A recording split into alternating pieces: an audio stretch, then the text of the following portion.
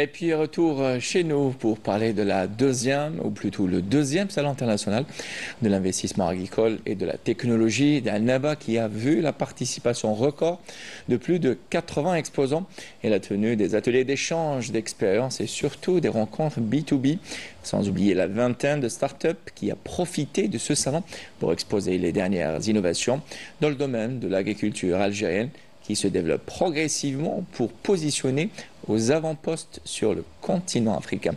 Nous dit Ismaël Bredien dans ce reportage.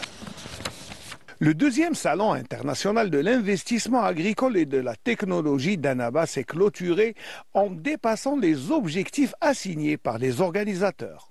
Il y a la participation de 80 exposants, 25 chambres d'agriculture de Wilaya, les ambassadeurs de 10 pays africains. Il y a plus de 10 000 visiteurs. Dans le salon, il y avait des communications très importantes. Il y a aussi des ateliers, même il y a des sessions B2B avec les pays africains, des conventions, des signatures des conventions. Il y a aussi des recommandations à proposer. Et la plus importante proposition, c'est vers la création d'un cluster agricole.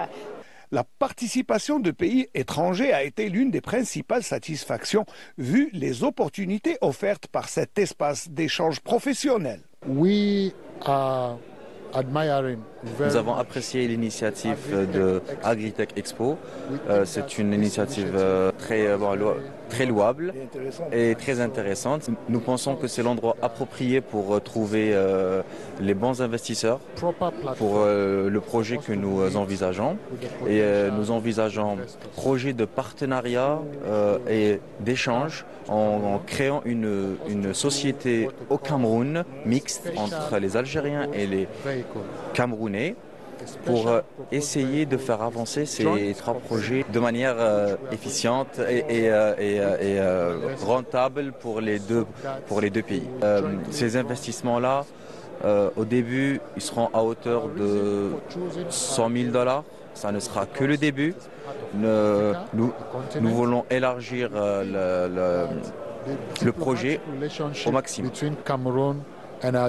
Répondre à la demande de nos amis du Cameroun ne fait qu'aller dans le sens du magnifique projet, la zone de libre-échange africaine, à laquelle nous croyons et pour laquelle l'Algérie a un rôle incontournable et très important à jouer.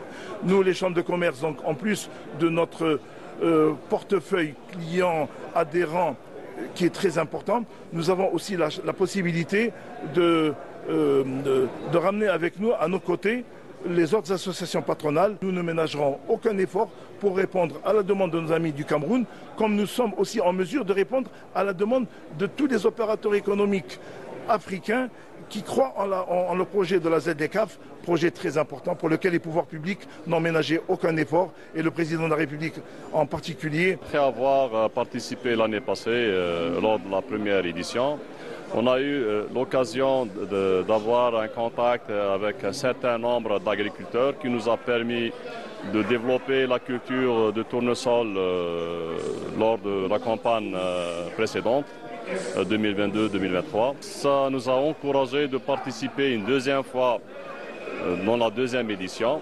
Cette édition nous a permis aussi de faire des contacts avec plusieurs intervenants internationaux de nos chers voisins des pays limitrophes. C'était l'occasion de remercier plus de 120 agriculteurs qui ont pu réussir le programme national pour le développement des cultures oléagineuses. La réussite de cette deuxième édition, notamment avec les partenariats étrangers, sont un signe encourageant pour le prochain salon.